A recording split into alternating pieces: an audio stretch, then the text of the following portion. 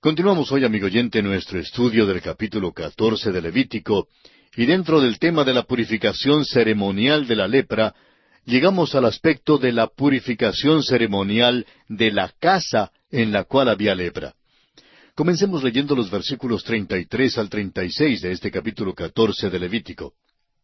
Habló también Jehová a Moisés y a Aarón, diciendo, Cuando hayáis entrado en la tierra de Canaán, la cual yo os doy en posesión, si pusiere yo plaga de lepra en alguna casa de la tierra de vuestra posesión, vendrá aquel de quien fuere la casa y dará aviso al sacerdote, diciendo, Algo como plaga ha aparecido en mi casa. Entonces el sacerdote mandará desocupar la casa antes que entre a mirar la plaga, para que no sea contaminado todo lo que estuviera en la casa. Y después el sacerdote entrará a examinarla. Debemos confesar que nos parece cosa rara esto de encontrar lepra en una casa. Es difícil saber exactamente qué es lo que significa esto. Quizá fuera algún tipo de moho, putrefacción seca o destrucción por comején. En todo caso, el sacerdote tenía que examinar la casa para ver si descubría manchas verdosas o rojizas, y luego volver a examinarla 7 días más tarde para ver si la plaga se había extendido. El cuadro que presenta esto es que vivimos en una casa vieja aquí, la cual es nuestro cuerpo físico. Y vivimos en este mundo que también está contaminado por el pecado. La casa vieja en que vivimos está llena de lepra espiritual. Hay 3 períodos en la purificación ceremonial de una casa. En primer lugar, la casa era desocupada de todos sus muebles y ocupantes. Luego el sacerdote venía para inspeccionar la casa y luego la cerraba por 7 días antes de hacer otra inspección. Si después había indicio o señal de la lepra, se quitaba el enyesado de la parte infectada y se quitaba las piedras morbosas. Ahora, si el sacerdote encontraba vestigios de la infección en la casa renovada, entonces la casa entera tenía que ser derribada. Sabemos que habrá un tiempo cuando Dios demolerá esta tierra que está tan manchada de lepra. La va a reconstruir, la va a hacer limpia. La Biblia dice categóricamente que habrá un nuevo cielo y una nueva tierra que serán libres de pecado. Y llegamos ahora al último aspecto dentro del tema de la purificación ceremonial de la lepra. Este aspecto es la ley ceremonial para la purificación de la lepra y los flujos de la carne. Leamos ahora los versículos 54 al 57 de este capítulo 14 de Levítico.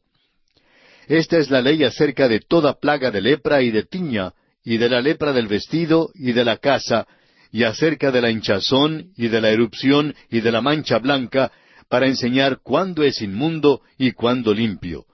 Esta es la ley tocante a la lepra. Esto parece ser una ejecución enfática de la ley con respecto a la purificación de la lepra. Fíjese usted que el propósito principal del ritual era para enseñar. La última parte del versículo 57 dice, para enseñar cuándo es inmundo y cuándo limpio. Esta es una gran lección espiritual y es para nuestra enseñanza. Usted, amigo oyente, y yo tenemos lepra espiritual. Si usted o yo fuéramos al cielo sin Jesucristo, sin confiar en Él, tendríamos que clamar, inmundo, inmundo, y seríamos echados fuera. Pero en Cristo somos aceptados en el amado. Amigo oyente, ¿dónde está usted hoy en día? ¿Es usted leproso que ha venido a Jesucristo para ser limpiado? ¿O está todavía inmundo? ¿Qué más espera? Cristo ya murió y resucitó por usted y le llama con sus brazos abiertos para que venga tal cual es y reciba el perdón y la limpieza completa de sus pecados. Le exhortamos a aceptarle ahora mismo, personalmente, como su propio Salvador y Señor absoluto de su vida. En esta forma, amigo oyente, llegamos al final de nuestro estudio del capítulo 14 de Levítico. Y entramos ahora al capítulo 15. En este capítulo veremos que los flujos simbolizan la contaminación repulsiva del pecado oculto o secreto. Ya hemos estudiado 2 capítulos sobre el tema de la lepra. Hoy en día oímos hablar mucho en cuanto a la contaminación ambiental, pero hay también una contaminación espiritual y moral de nuestras almas, de nuestras mentes y de nuestra vida entera. Estos flujos son sumamente contagiosos e infecciosos y nos revelan la gran perversidad del pecado. La naturaleza humana no es tan solo corrupta, sino también corruptora. Este capítulo pone un espejo ante nuestra naturaleza y después de darnos una mirada, no hay ninguna carne que pueda gloriarse delante de Dios. Uno creería que la lepra era la peor de todas las enfermedades, pero en realidad no era tan contagiosa ni contaminadora como los flujos que estudiaremos ahora. Quisiéramos citar del Dr. Leiker, quien es una autoridad en cuanto a la lepra. Él dice, la lepra es causada por pequeñísimos microbios que se llaman bacilos de lepra y que solo pueden ser vistos por medio de un microscopio. Los bacilos fueron descubiertos en el año 1873 por el médico noruego Hansen, y es por eso que la lepra a veces se la llama la enfermedad de Hansen. Estos bacilos están presentes en grandes cantidades en la piel de ciertos tipos de leprosos. Pasan de estos a la piel de personas saludables, principalmente mediante el contacto físico. Entonces, entran en la piel a través de heridas y rasguños o pequeños arañazos donde pueden vivir y propagarse. Solo los enfermos infecciosos, aquellos que tienen muchos bacilos en la piel, pueden propagar la enfermedad. Muchos enfermos de la lepra ya no tienen bacilos en la piel y por eso no propagan la enfermedad. Prosigue el Dr. Leiker ampliando su conocimiento en cuanto a esta enfermedad y dice, baños frecuentes, el lavar de la ropa y el guardar limpia la casa, todos ayudan en la prevención de la enfermedad, porque muchos bacilos pueden ser quitados mediante el lavado con agua y jabón antes de que entren en contacto con la piel. Lo importante es el evitar el contacto físico con casos infecciosos de la lepra. Los microbios no pueden ser transportados por el aire ni por los insectos. No hay prueba alguna de que la lepra sea propagada por otras maneras. Sin embargo, existe la posibilidad de que la enfermedad se propague ocasionalmente por otros medios diferentes al del contacto físico. Se puede usar la ropa del enfermo, la estera de dormir, las herramientas, etcétera, sin peligro alguno, con tal que sean lavados con agua caliente y con jabón, y que hayan estado en el sol por lo menos unas 24 horas. No hay peligro en visitar los hogares de los enfermos de lepra, ni aun en darles la mano, pero uno debe lavarse bien las manos después. No hay razón alguna para temer a la lepra si se toman en cuenta estas precauciones. Hasta aquí la cita del Dr. Leiker. La lepra era una enfermedad que no podía ser guardada en secreto por mucho tiempo. Se producía lentamente, pero por fin brotaba. Pero por otra parte, los flujos podrían ser guardados en secreto por toda la vida. Estos simbolizan los pensamientos del hombre, tanto como el hecho mismo del pecado visible. En Génesis capítulo 6, versículo 5 leemos, «Y vio Jehová que la maldad de los hombres era mucha en la tierra, y que todo designio de los pensamientos del corazón de ellos era de continuo solamente el mal». Esto tiene que ver con aquella parte de la naturaleza humana que es corrupta, que es inmunda, que afecta a otros. En Job capítulo 14, versículo 4 leemos, «¿Quién hará limpio a lo inmundo? Nadie». Y en el Salmo 19:12 encontramos estas palabras, «¿Quién podrá entender sus propios errores? Líbrame de los que me son ocultos». El apóstol Pablo en su carta a los Romanos capítulo 7, versículo 18 declara, «Y yo sé que en mí, esto es, en mi carne, no mora el bien, porque el querer el bien está en mí, pero no el hacerlo». Y también en su primera carta a Timoteo, capítulo 1, versículo 15, dice, «Palabra fiel y digna de ser recibida por todos, que Cristo Jesús vino al mundo para salvar a los pecadores, de los cuales yo soy el primero». Tenemos aquí la naturaleza del hombre que es oculta. Es posible que nadie más sepa de ella. Sabemos que ésta se halla allí en lo más profundo del corazón. Sin embargo, este pecado secreto puede ser pasado a otros. Goethe dijo, «No he visto falta cometida que yo no sea capaz de cometer también». Y el Dr. Samuel Johnson declaró, «Cada hombre conoce algo sobre sí mismo que no se atreve a contar ni a sus más íntimos amigos». También el conde de Maistre dijo, «No sé lo que sea el corazón de un malvado, solamente sé lo que es el corazón de un hombre virtuoso, y es terrible». Y Séneca dijo, «¿Por qué es que no existe el hombre que confiese sus vicios? Es porque todavía no se ha desligado de ellos. Solo un hombre despierto puede contar sus sueños. El que todavía sigue pecando, amigo oyente, no está dispuesto a confesar sus pecados. Es como un hombre que todavía está soñando. Una persona tiene que despertarse antes de que pueda contar su sueño. La maldición del pecado ha afectado el poder del hombre en su propagación de la raza. El hombre solo es capaz de producir según su género. Un pecador solo puede engendrar pecadores. La misma fuente de la raza está contaminada. Muchos de estos flujos mencionados en este capítulo están relacionados a los órganos generativos de la raza. Por la mayor parte, tenemos referencias aquí a las enfermedades sociales o venéreas. Hay tanta suciedad y contaminación relacionada a los pecados sexuales que si conociésemos todos los resultados, veríamos que originan situaciones realmente aterradoras.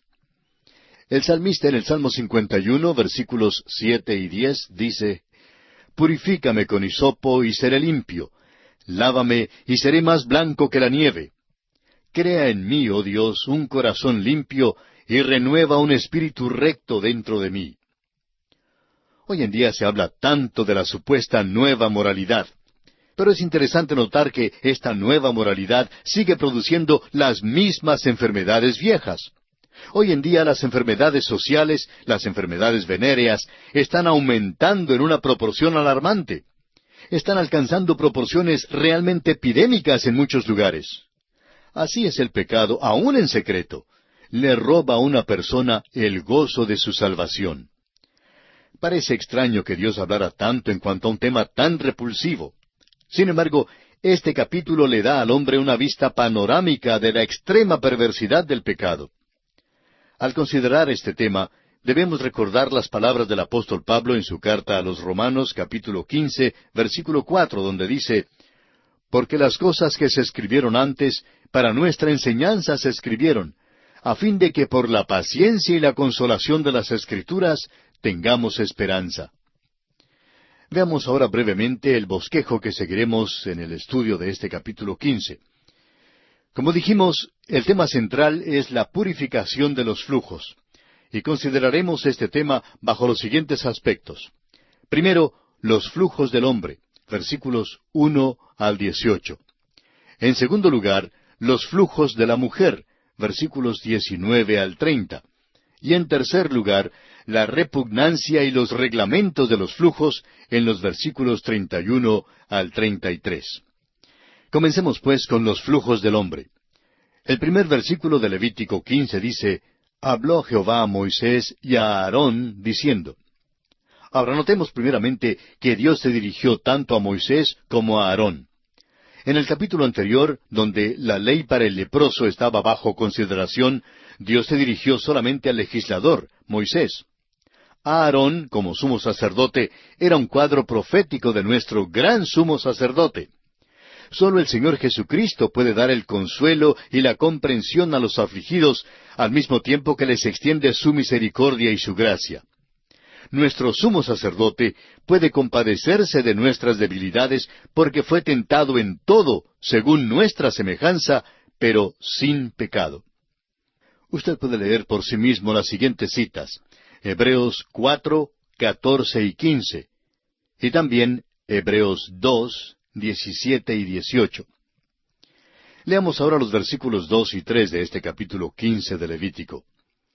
«Hablad a los hijos de Israel y decidles: cualquier varón, cuando tuviere flujo de semen, será inmundo, y esta será su inmundicia en su flujo, sea que su cuerpo destiló a causa de su flujo, o que deje de destilar a causa de su flujo, él será inmundo». Este lenguaje gráfico revela cuán nauseabunda, asquerosa, detestable, ofensiva, impura, repugnante y totalmente corrupta y corruptora es la naturaleza humana. La materia o la pus del pecado es lo que brota en el corazón humano. Lo podemos ver en todo nuestro derredor. La contaminación está aquí. No podemos estar con otros en este mundo, amigo oyente, sin que nuestras vidas reciban sus efectos, porque la naturaleza humana no solo es corrupta, sino que también es corruptora. Usted y yo, amigo oyente, nos influenciamos el uno al otro. Usted influye sobre mi vida y yo sobre la suya. No puede ser de otro modo. Usted, amigo oyente, es predicador, aunque no lo sepa, porque está predicando por medio de su vida. Había una vez en una iglesia una dama muy piadosa que tenía un hijo que le gustaba emborracharse. Vivían no muy lejos de la iglesia y se sabía cuando estaba borracho el muchacho por su manera de caminar en la calle. Su madre se angustiaba mucho por todo esto y se sentía mortificada y avergonzada. Así pues, pidió a su pastor que hablara con su hijo. Poco después el pastor vio al muchacho en la calle y lo llevó a su estudio para hablar con él. El pastor le dijo lo despreciable que era, le llamó pecador y sinvergüenza, le llamó de todo, y el muchacho simplemente se quedaba con la cabeza inclinada, aceptándolo todo. Luego el pastor le dijo, ¿no sabes que tú estás predicando por medio de tu vida? El muchacho, levantando la cabeza sorprendido, preguntó, ¿me está usted llamando predicador? Cuando el pastor le respondió que en efecto estaba llamándole predicador, el muchacho se levantó como pudo, considerando que estaba borracho, y quería pelear con el pastor. No le gustó en ninguna manera que el pastor le llamara predicador, pero no le importaba que le hubiera llamado pecador y sinvergüenza. Bueno, amigo oyente, no importa quién sea usted, usted es predicador. Está predicando algún mensaje mediante su vida. Usted, amigo oyente, está influenciando en la vida de los demás. La naturaleza humana es corruptora porque es pecaminosa. Aún el hombre que ha nacido de nuevo por medio del Espíritu Santo todavía lleva su vieja carne pecaminosa. Escuche usted las palabras del Señor Jesucristo en el Evangelio según San Mateo capítulo 15, versículos 18 al 20. Pero lo que sale de la boca, del corazón sale, y esto contamina al hombre, porque del corazón salen los malos pensamientos, los homicidios, los adulterios, las fornicaciones, los hurtos, los falsos testimonios, las blasfemias. Estas cosas son las que contaminan al hombre, pero el comer con las manos sin lavar no contamina al hombre. Es asombroso hoy en día que sean tantas las personas que tienen interés en las ceremonias religiosas. Observan cuidadosamente estas ceremonias religiosas, pero tienen un corazón que es tan sucio como lo peor. Amigo oyente, todos tenemos aquel tipo de corazón, a menos que haya sido limpiado por la sangre de Cristo Jesús. Santiago, en su Epístola Universal, capítulo 1, versículos 14 y 15, presenta esta verdad en forma muy práctica. Leamos este pasaje. Sino que cada uno es tentado cuando de su propia concupiscencia es atraído y seducido. Entonces la concupiscencia, después que ha concebido, da a luz el pecado, y el pecado, siendo consumado, da a luz la muerte. Bien, amigo oyente, nuestro tiempo se ha agotado, así es que tenemos que detenernos. Pero antes de cerrar este espacio, le recomendamos leer los próximos versículos de este capítulo 15 de Levítico, lo que le permitirá estar informado de lo que estudiaremos en nuestra próxima visita.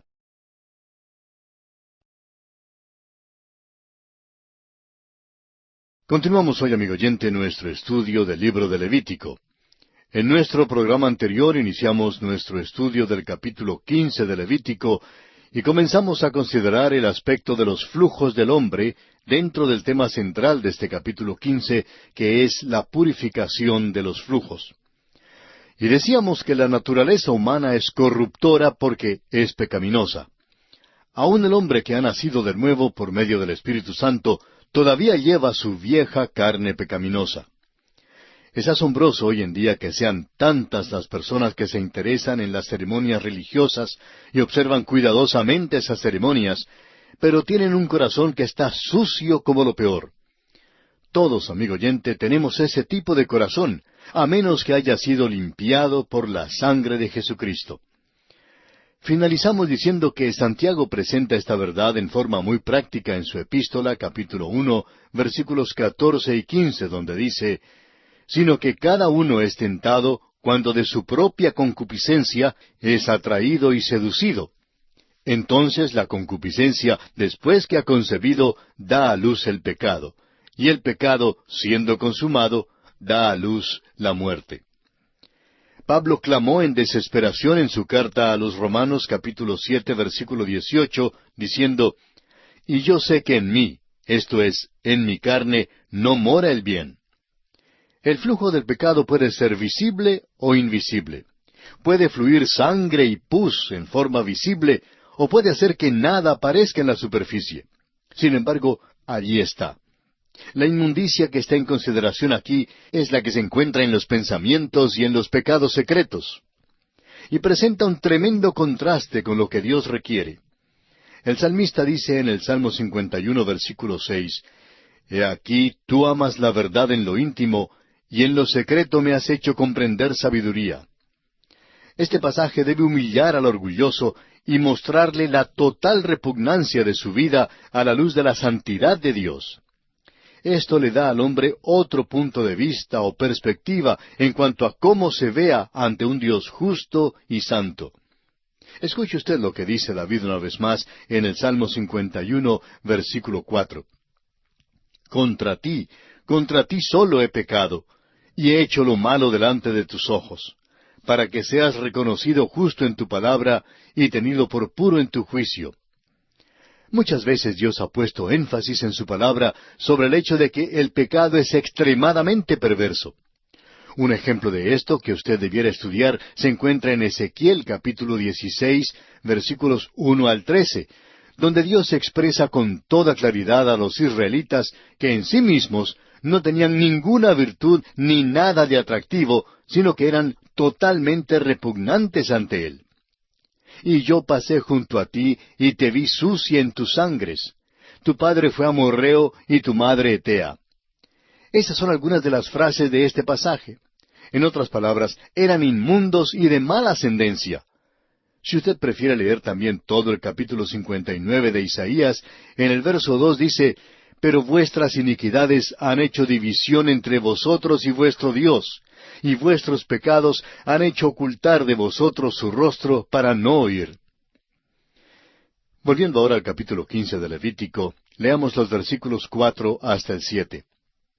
«Toda cama en que se acostare el que tuviere flujo será inmunda, y toda cosa sobre que se sentare inmunda será. Y cualquiera que tocare su cama lavará sus vestidos, se lavará también a sí mismo con agua, y será inmundo hasta la noche. Y el que se sentare sobre aquello en que se hubiere sentado el que tiene flujo, lavará sus vestidos, se lavará también a sí mismo con agua, y será inmundo hasta la noche. Asimismo, el que tocare el cuerpo del que tiene flujo, lavará sus vestidos, y asimismo se lavará con agua, y será inmundo hasta la noche». Vemos aquí que se declaraba inmundo cualquier lugar en que se acostara un hombre con flujo, como también toda cosa en la cual se sentara y todo lo que tocara sería declarado inmundo. Dios tiene sumo interés en la vida diaria de su pueblo. Su ley abarca aún las áreas más pequeñas e insignificantes de sus vidas. Dios les observa aun cuando están dormidos. El hombre que tenía flujo contaminaba la cama en que se había acostado y aun sus sueños eran considerados impuros. Muchas personas pasan las noches enteras sin poder dormir, no contando cabezas de ovejas, sino recontando y recordando sus pecados con placer lascivo. Dios tiene interés en lo que pensamos cuando nos acostamos. Él quiere controlar nuestros pensamientos. El apóstol Pablo lo expresa así en su carta a los Filipenses capítulo 4, versículo 8. Escuche usted. «Por lo demás, hermanos, todo lo que es verdadero, todo lo honesto, todo lo justo, todo lo puro, todo lo amable, todo lo que es de buen nombre, si hay virtud alguna, si algo digno de alabanza, en esto pensad». Dios está interesado en usted, amigo oyente. Tiene interés en usted cuando se acuesta y cuando camina. Tiene interés en lo que toca. Cuando nos sentamos para conversar con los amigos, Dios tiene interés en esa conversación. ¿Estaremos propagando el virus de contaminación? Dios tiene interés en nuestros contactos de negocios y en nuestros contactos sociales. El contacto físico de lo limpio con lo inmundo siempre propaga la enfermedad a lo limpio. Amigo oyente, no podemos estar con los del mundo ni aun caminar por la calle sin contaminarnos. Escuchamos las obscenidades y groserías, vemos las láminas, nos atraen los anuncios y la propaganda, nos contaminan constantemente. Necesitamos reconocer estas cosas y confesar nuestros pecados para ser limpiados por Dios. Todos tenemos esta plaga del pecado, estos flujos, estos pecados secretos. Continuemos ahora leyendo los versículos 8 al 12 de este capítulo 15 de Levítico. Y si el que tiene flujo escupiere sobre el limpio, éste lavará sus vestidos, y después de haberse lavado con agua, será inmundo hasta la noche. Y toda montura sobre que cabalgare el que tuviere flujo será inmunda. Cualquiera que tocare cualquiera cosa que haya estado debajo de él, será inmundo hasta la noche. Y el que la llevare, lavará sus vestidos, y después de lavarse con agua, será inmundo hasta la noche. Y todo aquel a quien tocare el que tiene flujo, y no lavare con agua sus manos, lavará sus vestidos, y asimismo se lavará con agua, y será inmundo hasta la noche. La vasija de barro que tocare el que tiene flujo será quebrada, y toda vasija de madera será lavada con agua. Es probable que este pasaje nos cause disgusto, pero tenemos que reconocer que revela la inmundicia del pecado transmitido por medio del contacto.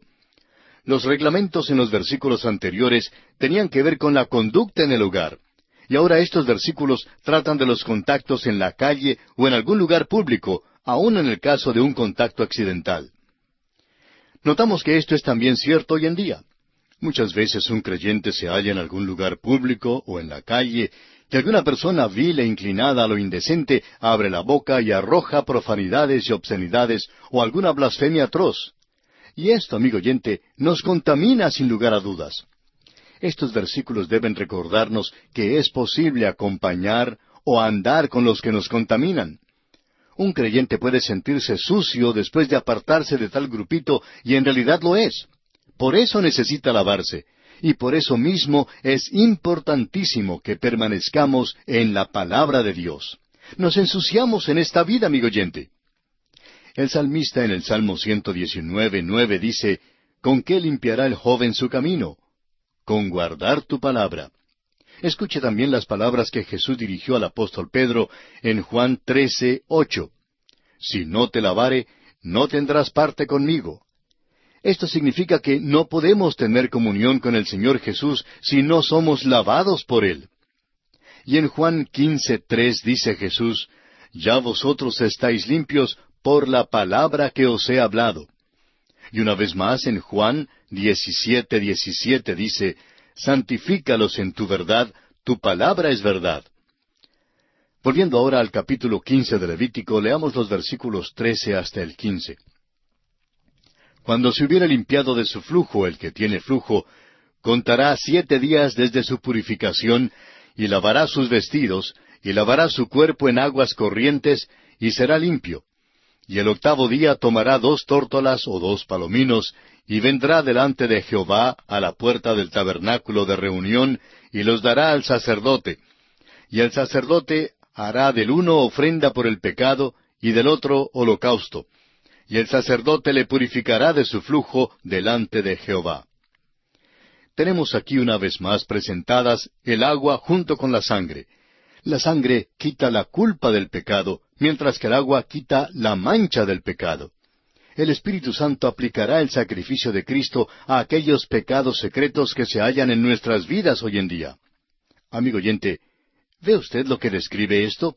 Es un capítulo sórdido. Sin embargo, tenemos que confesar que es una descripción de usted y de mí.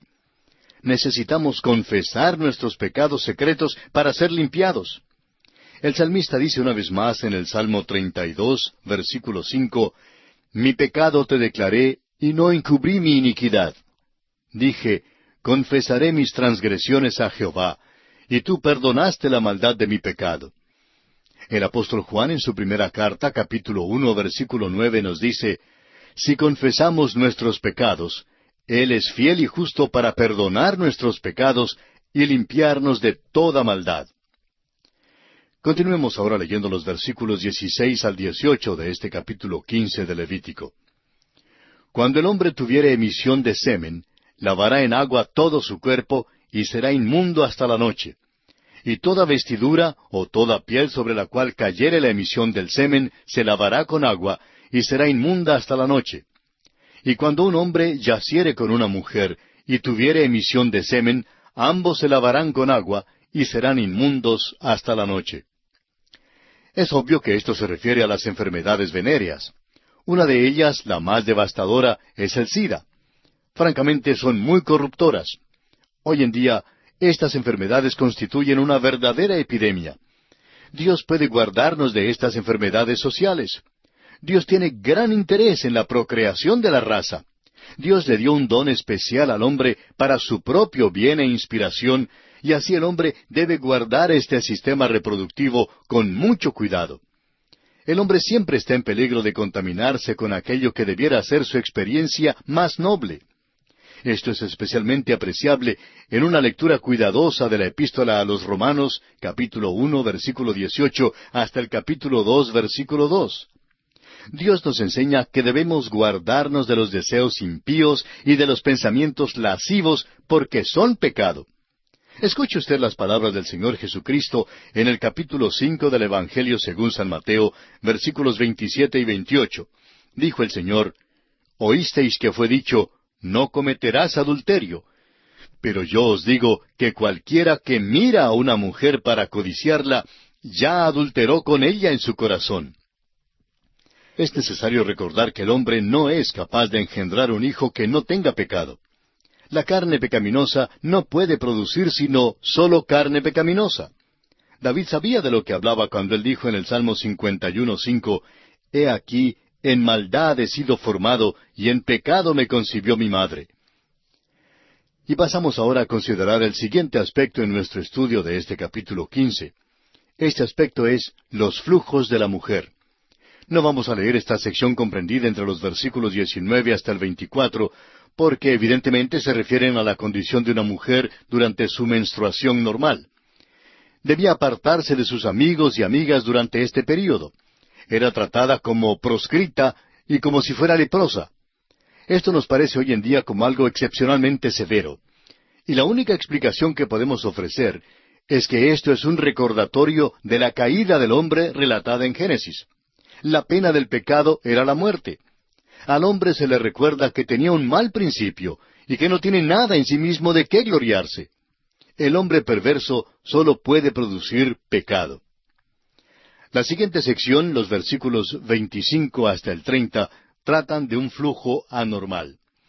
Esta sección da las leyes para la separación de la mujer que lo sufría e informa el hecho de que este flujo contaminaba la cama en que se acostaba y a cualquiera que tocara las cosas que ella hubiera contaminado. También explica la ofrenda que esta mujer debía traer cuando estuviera limpia de su flujo. Esto nos da una percepción sobre la condición de la mujer que sufría el flujo de sangre y que vino a Jesús para ser sanada. La ley la había excluido de todo contacto con los demás y sin embargo, ella tocó a Jesús. La ley la había excluido del templo y de la adoración pública a Dios. Sin embargo, la gracia de nuestro Señor la sanó y la restauró, y Él alabó su fe públicamente. Jesús, amigo oyente, es la fuente que nos limpia de toda la inmundicia de nuestros corazones.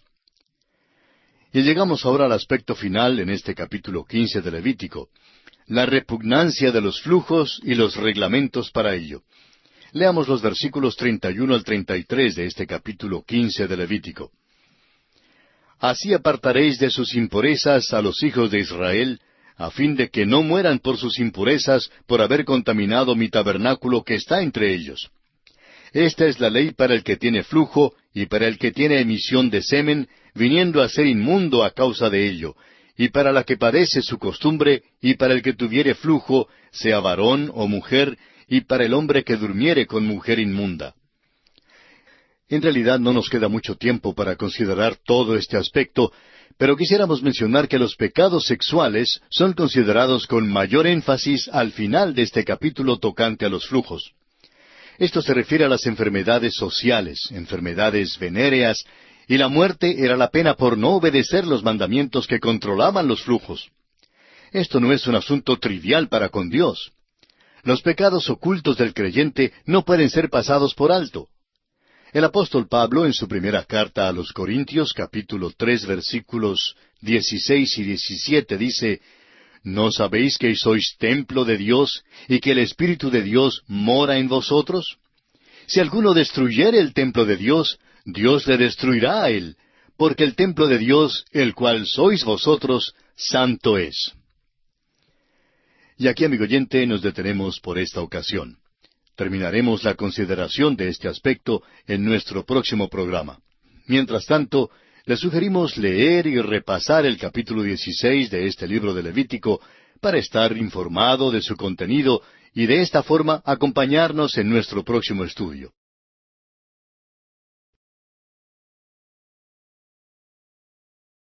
Continuamos hoy, amigo oyente, nuestro recorrido por el libro de Levítico. En nuestro programa anterior tocamos brevemente en el último aspecto que estamos considerando en nuestro estudio del capítulo 15 de este libro de Levítico. Este aspecto es la repugnancia de los flujos y los reglamentos para ellos. Así es que vamos a leer hoy una vez más los versículos 31 al 33 del capítulo 15. Así apartaréis de sus impurezas a los hijos de Israel, a fin de que no mueran por sus impurezas, por haber contaminado mi tabernáculo que está entre ellos. Esta es la ley para el que tiene flujo y para el que tiene emisión de semen, viniendo a ser inmundo a causa de ello, y para la que padece su costumbre, y para el que tuviere flujo, sea varón o mujer, y para el hombre que durmiere con mujer inmunda. Los pecados sexuales son los que se consideran con mayor énfasis al final del capítulo 15, tocante a los flujos. Esto se refiere a las enfermedades sociales, enfermedades venéreas, y la muerte era la pena por no obedecer los mandamientos que controlaban los flujos. Esto no es un asunto trivial para con Dios, amigo oyente. Los pecados ocultos del creyente no pueden ser pasados por alto. El apóstol Pablo en su primera carta a los Corintios, capítulo 3, versículos 16 y 17, dice, ¿No sabéis que sois templo de Dios y que el Espíritu de Dios mora en vosotros? Si alguno destruyere el templo de Dios, Dios le destruirá a él, porque el templo de Dios, el cual sois vosotros, santo es. Hay una lección en todo esto para los creyentes. Pertenecemos a Dios y somos templos del Espíritu Santo. El abuso de ese templo puede ser un pecado de muerte. Y no olvidemos que el Nuevo Testamento establece sin lugar a dudas que existe en nuestro tiempo el pecado de muerte. Dice el apóstol Juan en su primera carta, capítulo 15, versículo 16, si alguno viere a su hermano cometer pecado que no sea de muerte, pedirá, y Dios le dará vida. Esto es para los que cometen pecado que no sea de muerte. Hay pecado de muerte, por el cual yo no digo que se pida. Es posible que un creyente cometa un pecado por el cual Dios lo lleve hasta su presencia. En tales casos, dice la Biblia que no vale la pena orar por tal persona porque Dios se lo va a llevar. Pero ¿cómo puede saber uno lo que es ese pecado? En realidad, tenemos que admitir que no lo sabemos. Pero debemos recordar que Dios trata a los suyos con juicio cuando es necesario.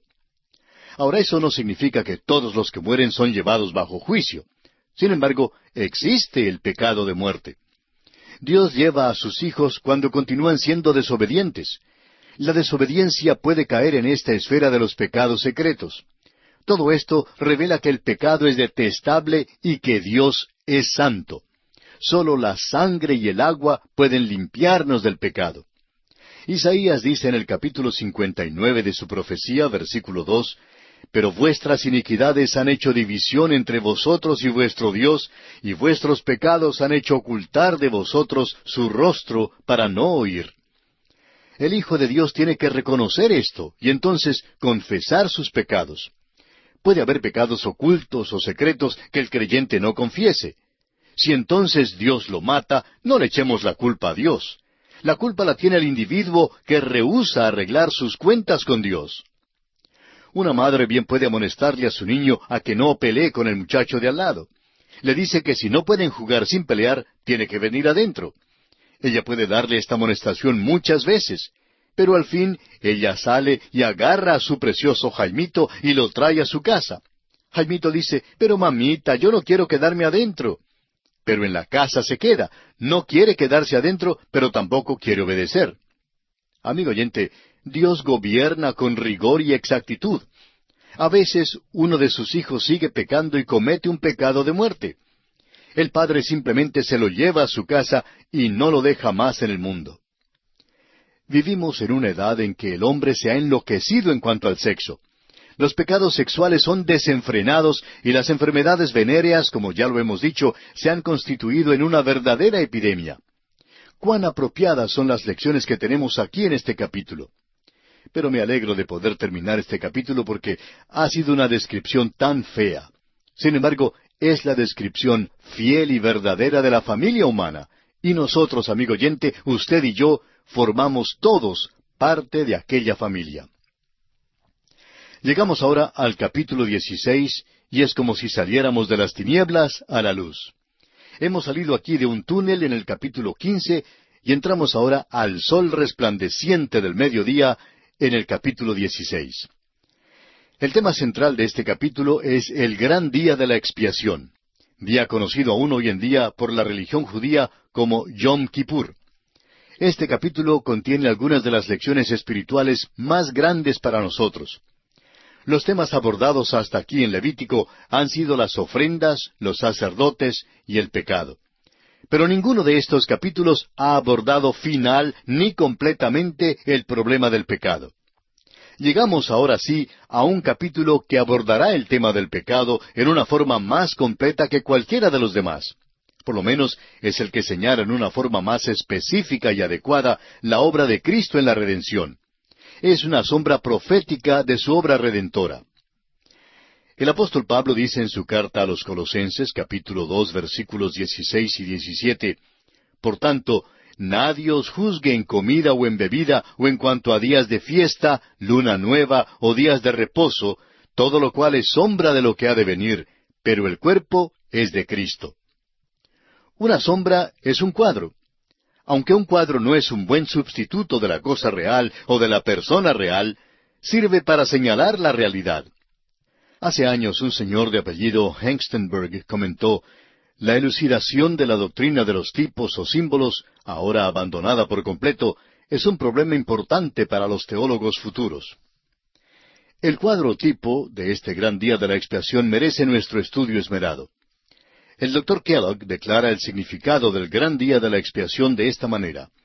Fue quizá la ceremonia más importante y que más caracterizó toda la legislación mosaica. Los rabinos designaron al día de la expiación con una sola palabra, yoma, o sea, el día. Y era en este día cuando el pecado era tratado en la manera más adecuada que en cualquiera otra ceremonia del sistema mosaico. Note usted en el versículo 16 que dice, de sus rebeliones y de todos sus pecados. Es un tipo del Mesías que vendría después para expiar todos sus pecados. Luego en el versículo 22 de Levítico 16 leemos, y aquel macho cabrío llevará sobre sí todas las iniquidades. Y un versículo antes, el versículo 21, dice, y confesará sobre él todas las iniquidades de los hijos de Israel. Son especialmente notables las expresiones todas sus rebeliones, todas sus iniquidades, todos sus pecados. Esto era lo mejor que la ley podía ofrecer hasta cuando Cristo mismo viniera. Las instrucciones y restricciones de este día fueron el resultado del incidente histórico que estudiamos en el capítulo 10 de Levítico, de la rebelión y la desobediencia de Nadab y Abiú, los hijos de Aarón, quienes entraron sin autorización en el lugar santísimo y fueron muertos inmediatamente por el juicio directo de Dios. Algunos escritores inclusive tratan juntos estos dos capítulos, los capítulos 10 y el 16. El día de la expiación era celebrado en el mes séptimo a los 10 días del mes. Estos números 7 y 10 tienen un significado especial en la mayor parte de las Escrituras. El séptimo mes es el mes sabático y denota reposo y un cese del trabajo. Seguramente no es impropio que este mes fuera escogido para manifestar el reposo dado por la redención que tenemos en Cristo. El escritor a los Hebreos en el capítulo 4 de su carta, versículo 10, dice, porque el que ha entrado en su reposo también ha reposado de sus obras, como Dios de las suyas. Ahora 10 es otro número sobresaliente en las Escrituras y parece dar la idea de aquello que expresa la perfecta y completa voluntad de Dios. Hubo los 10 mandamientos. Dios bien pudo haber dado otro más, pero no lo hizo. Dios pidió también el diezmo, o sea, la 10ª parte. Y el remanente de Israel se define como la 10ª parte en Isaías 6:13. El número 10 expresa la mente y el propósito de Dios. El día 10º expresa la verdad de que Cristo vino a cumplir la completa voluntad de Dios.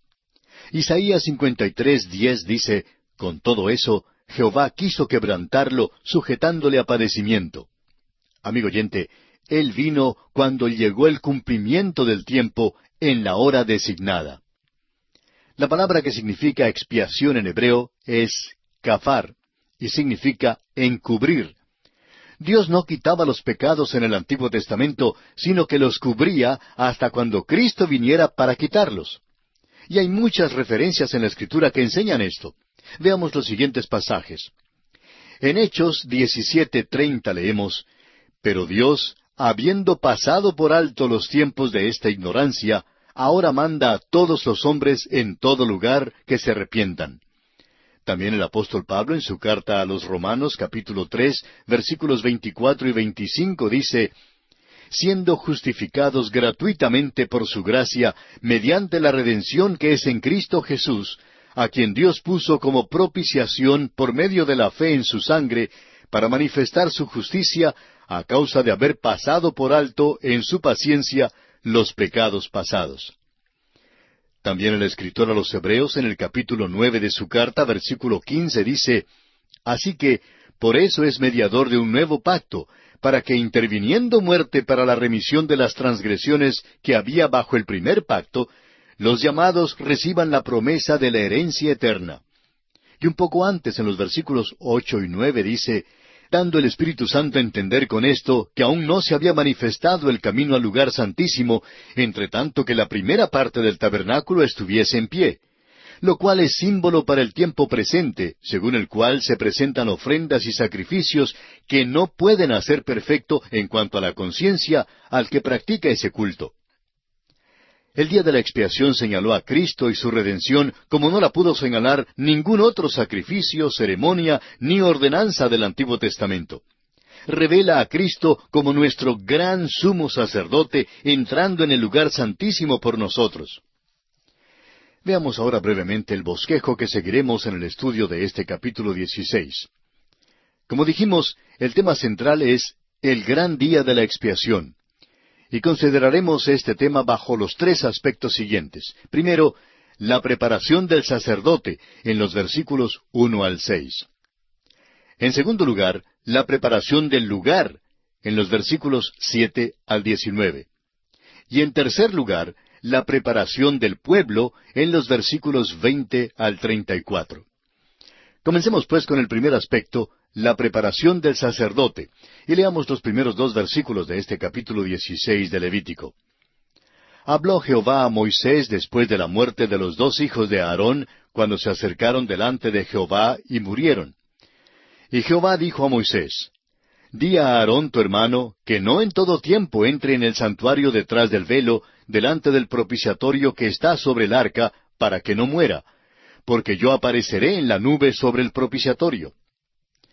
Las instrucciones, ordenanzas y el ritual para el gran día de la expiación se hicieron esenciales después del incidente de la muerte de Nadab y Abiú, quienes penetraron desautorizadamente en el lugar santísimo y fueron muertos por el juicio directo de Dios. El gran día de la expiación ofreció una expiación por la repentina muerte de estos dos hombres. La santidad absoluta de Dios y la perversidad absoluta del hombre se hacen claras en este servicio. Hay una gran cima que separa a Dios del hombre, pero no es permanente. Y gracias a Dios por eso. Ha sido salvada. Hoy en día, amigo oyente, Dios ofrece aliento al hombre que viene a Él. Pero usted, amigo oyente, tiene que venir por el camino que Dios ha trazado. Cuando viene así, puede entonces venir con libertad. El escritor a los Hebreos en el capítulo 10 de su carta, versículos 19 al 22 dice, Así que, hermanos, teniendo libertad para entrar en el lugar santísimo por la sangre de Jesucristo, por el camino nuevo y vivo que Él nos abrió a través del velo, esto es, de su carne, teniendo un gran sacerdote sobre la casa de Dios, acerquémonos con corazón sincero, en plena certidumbre de fe, purificados los corazones de mala conciencia y lavados los cuerpos con agua pura. Y el apóstol Pablo en su carta a los Efesios capítulo 21, versículo 18 dice, Por medio de Él, es decir, Cristo Jesús, los unos y los otros tenemos entrada por un mismo Espíritu al Padre. La invitación, amigo oyente, es para venir. Y eso quiere decir que debemos venir por el camino que Dios ha dado. Si venimos así, entonces podemos acudir con completa seguridad. Y aquí nos detenemos, amigo oyente, por esta oportunidad. Le pedimos que lea los siguientes versículos de este capítulo 16 de Levítico para estar al tanto de lo que estudiaremos en nuestra próxima visita.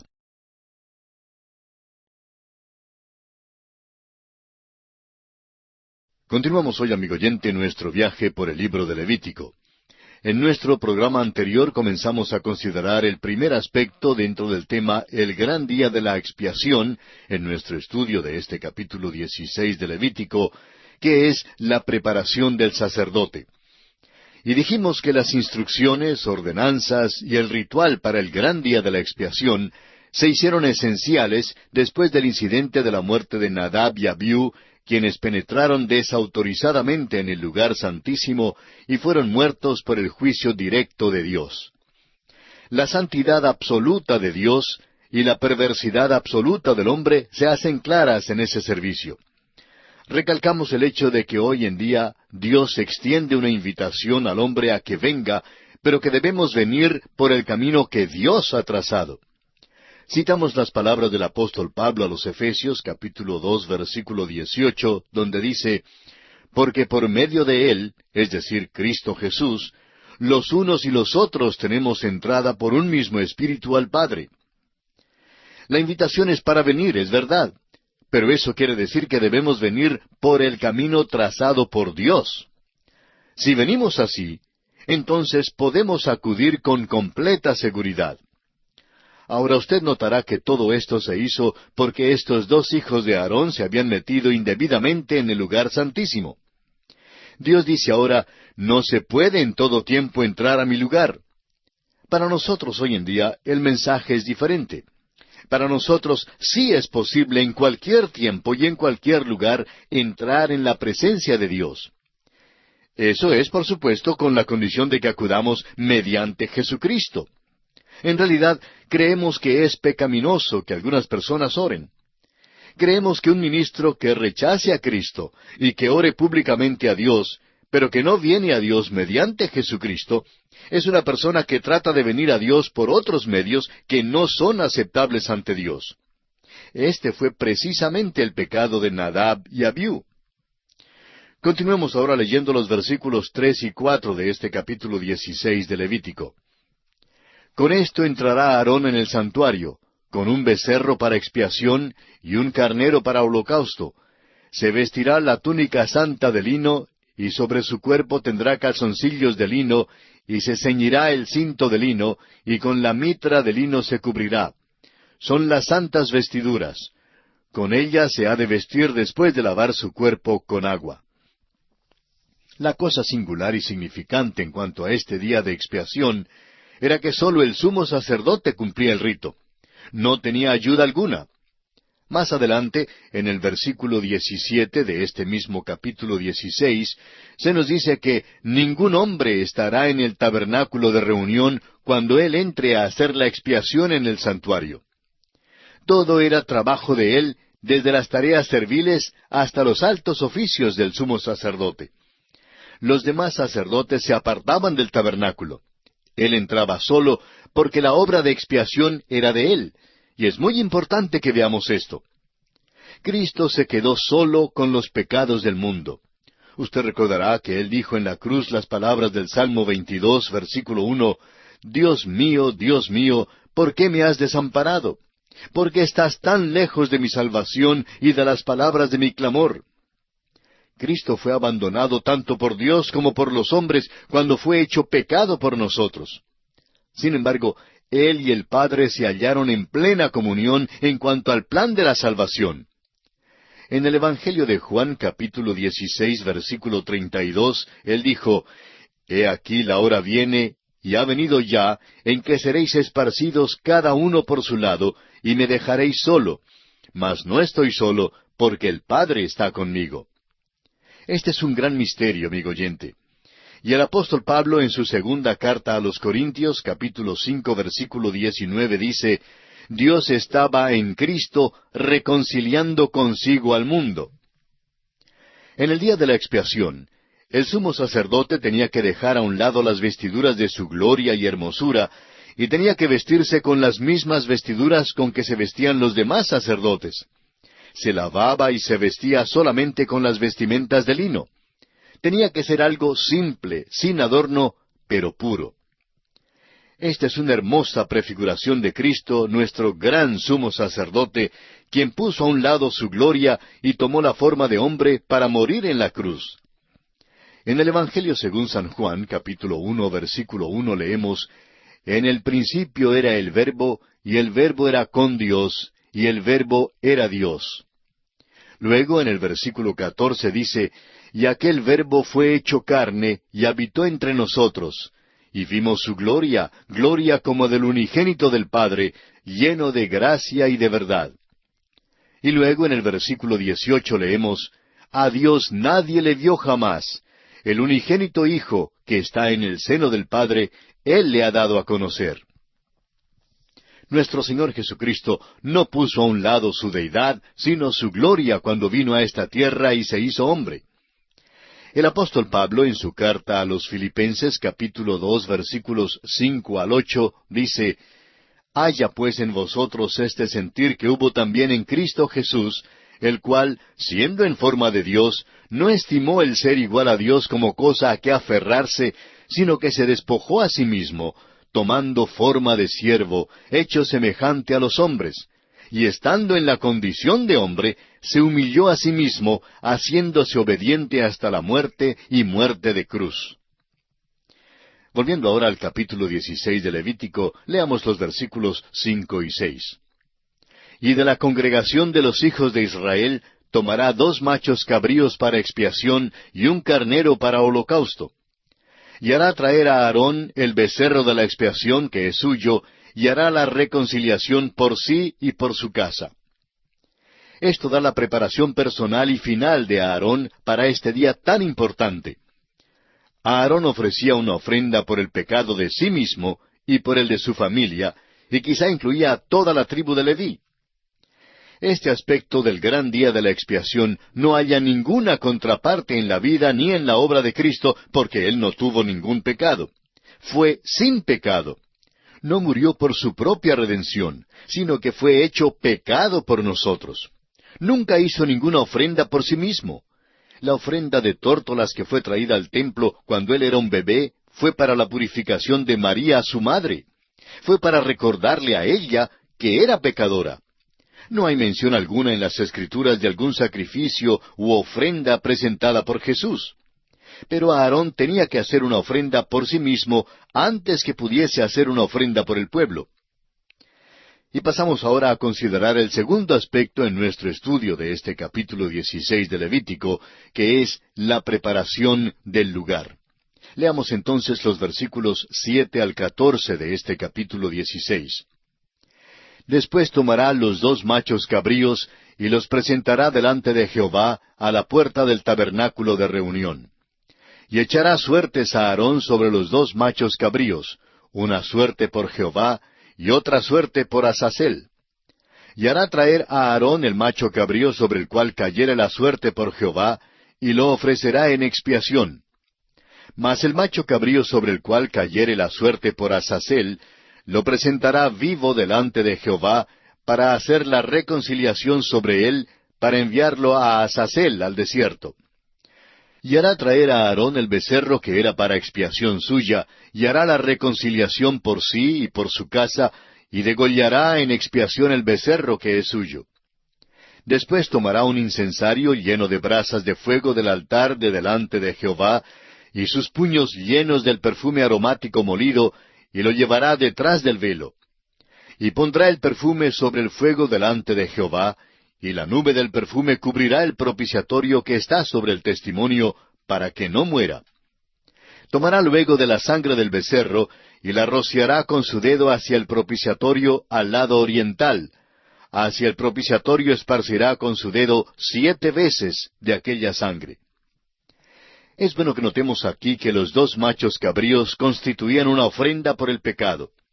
Cada uno presentaba un aspecto distinto de la remisión del pecado. Uno era ofrecido como una ofrenda por el pecado. El otro era llevado al desierto. El macho cabrío que era enviado al desierto era designado víctima propiciatoria. La palabra hebrea es lo azazel. Ya ha habido alguna confusión en cuanto a su significado exacto. Esta palabra se usaba especialmente en referencia al macho cabrío y a su envío al desierto. Según el criterio de la versión de los 70, de Lutero, de Queloz y de Andrés Bonar, significaba una marginación absoluta y completa. El doctor Endersheim le da el significado de irse por completo. Es importante recordar, sin embargo, que este macho cabrío marginado es definitivamente una parte íntegra de la ofrenda por el pecado. Una era la suerte que caía sobre el macho cabrío que sería enviado al desierto, y otra la que caía sobre el que tenía que ser ofrecido. Ahora, antes que se hiciera algo a los machos cabríos, Aarón tenía que entrar en el lugar santísimo con la sangre del becerro aplicada para su propia purificación y para los de su casa. Por tanto, no es exacto decir que el sumo sacerdote entraba una sola vez. Entraba un solo día en el año, pero tenía que entrar 2 veces en aquel día. El altar de bronce estaba en el atrio. El becerro para la ofrenda por sus propios pecados sería sacrificado como en el caso de cualquier otra ofrenda por el pecado. Pero se añade algo nuevo en la conclusión de la ofrenda. Tenía que llevarse la sangre del becerro. Estamos confiados de que al entrar en el lugar santísimo y al pasar por el lavacro, se lavaría las manos y los pies. Luego, en el lugar santo, tomaría un incensario lleno de brasas de fuego del altar del incienso y un perfume aromático. Pondría entonces este perfume sobre las brasas en el incensario cuando atravesaba el velo y entraba al lugar santísimo. La nube de humo llenaría entonces el lugar santísimo. Recordemos que el arca y el propiciatorio estaban en el lugar santísimo. El sumo sacerdote tomaría entonces la sangre del becerro que tenía en un tazón con él e introduciría su dedo en esta sangre para rociarla delante del propiciatorio 7 veces. La sangre allí hacía que la tapa del arca fuese un propiciatorio. Las 7 veces que hacía esto denotan una expiación completa y adecuada. Estamos seguros de que este era un día que infundía temor reverencial en el sumo sacerdote. Tenía que obrar con exactitud escrupulosa ante la presencia de Dios. La divergencia más pequeña de lo ordenado significaría su muerte instantánea. Es probable que ensayara el ritual muchas veces antes que tuviera lugar su cumplimiento. Y según lo que sabemos, ningún sumo sacerdote murió jamás en el lugar santísimo. Los únicos que murieron allí fueron Nadab y Abiú, los hijos de Aarón que penetraron, como hemos dicho antes, sin autorización alguna. Cristo fue hecho pecado por nosotros en la cruz. Y esta es la contraparte al altar de bronce en el tabernáculo. Entonces, como nuestro gran sumo sacerdote, Él entró en el cielo y ofreció su propia sangre por nuestros pecados. Ahora el mismo trono de Dios es un propiciatorio para nosotros. Todo esto se enseña con claridad en los capítulos 9 y 10 de la carta a los Hebreos. Mientras que a Aarón entraba con temor y temblor, a nosotros se nos convida a entrar con libertad, según lo expresa Hebreos 4:16, donde dice: Acerquémonos, pues, confiadamente al trono de la gracia, para alcanzar misericordia y hallar gracia para el oportuno socorro. Donde Aarón no se atrevió a demorarse, y donde sólo podía entrar un día en el año, se nos convida constantemente. Cristo nuestro sumo sacerdote llevó su propia sangre y el perfume aromático de su propia intercesión al cielo, y Él está allí hoy en día a la diestra de Dios intercediendo por nosotros. Ahora, después que Aarón había entrado por sí mismo y por los de su casa, tenía entonces que entrar nuevamente en el lugar santísimo por el pueblo. Leamos los versículos 15 al 19 de este capítulo 16 de Levítico. Después degollará el macho cabrío en expiación por el pecado del pueblo, y llevará la sangre detrás del velo adentro, y hará de la sangre como hizo con la sangre del becerro, y la esparcirá sobre el propiciatorio y delante del propiciatorio. Así purificará el santuario a causa de las impurezas de los hijos de Israel, de sus rebeliones y de todos sus pecados. De la misma manera hará también al tabernáculo de reunión, el cual reside entre ellos en medio de sus impurezas. Ningún hombre estará en el tabernáculo de reunión cuando él entre a hacer la expiación en el santuario, hasta que él salga y haya hecho la expiación por sí, por su casa y por toda la congregación de Israel. Y saldrá al altar que está delante de Jehová, y lo expiará, y tomará de la sangre del becerro y de la sangre del macho cabrío, y la pondrá sobre los cuernos del altar alrededor. Y esparcirá sobre él de la sangre con su dedo 7 veces, y lo limpiará, y lo santificará de las inmundicias de los hijos de Israel. Vemos aquí que ahora entra no solo por sí mismo y por su familia, sino también por todos los israelitas. Esto se hace por causa de sus rebeliones y por su inmundicia. Veremos que se seguía el mismo rito en matar el macho cabrío que el que se observaba al matar al becerro. El sumo sacerdote entraba en el lugar santísimo como antes, pero ahora la expiación cubría el lugar santísimo mismo por causa de la contaminación del pueblo de Israel.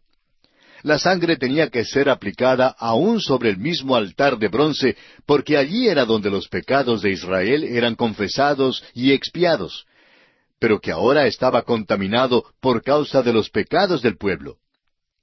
Todo esto es para recordarnos del que murió en la cruz por nosotros. No es la cruz lo que es importante. La importancia está en aquel que murió en esa cruz. El apóstol Pedro en su primera carta, capítulo 1, versículos 18 y 19, nos dice, «Sabiendo que fuisteis rescatados de vuestra vana manera de vivir, la cual recibisteis de vuestros padres, no con cosas corruptibles como oro o plata, sino con la sangre preciosa de Cristo, como de un cordero sin mancha y sin contaminación». Y también en la carta a los Hebreos, capítulo 9, versículo 23, encontramos estas palabras. «Fue pues necesario que las figuras de las cosas celestiales fuesen purificadas así, pero las cosas celestiales mismas con mejores sacrificios que éstos». Creemos que el Señor Jesús tomó su propia sangre al cielo. Creemos que veremos allí la sangre de Cristo. Creemos que Jesucristo literalmente ofreció su sangre y que la llevó al lugar santísimo, o sea, al mismo trono de Dios, del cual el lugar santísimo del tabernáculo no era sino una figura. Ahora sabemos que hay quienes no les gusta oír hablar de la sangre y que consideran cruda tal interpretación literal. Pero usted notará que el apóstol Pedro no cree que es cruda. Él la llama la sangre preciosa de Cristo. Y creemos que la sangre de Cristo estará en el trono de Dios para recordarnos por los siglos infinitos de la eternidad que nuestra salvación fue comprada con gran precio. Cristo, amigo oyente, derramó su sangre en la cruz y luego presentó su sangre por los pecados suyos, al igual que por los míos. Hemos sido redimidos con la sangre preciosa de Cristo. Y aquí, amigo oyente, nos detenemos por esta ocasión.